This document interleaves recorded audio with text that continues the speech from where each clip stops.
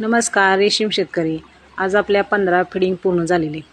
तर आज पूर्णपणे आळीचा रंग बदललेला आहे, पूर्ण सोनेरी झालेली आहे आणि ती आता कोश घालायला तयार झालेली आहे. तर बऱ्याचशा 60-70% आळ्या कोशावर जाणार आहेत.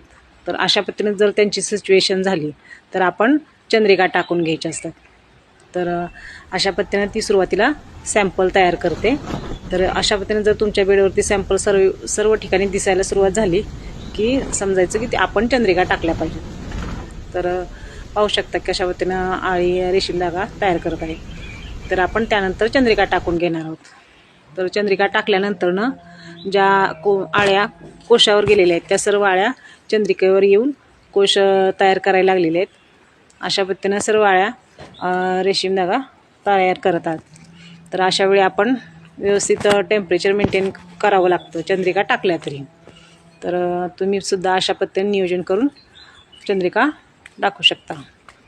धन्यवाद.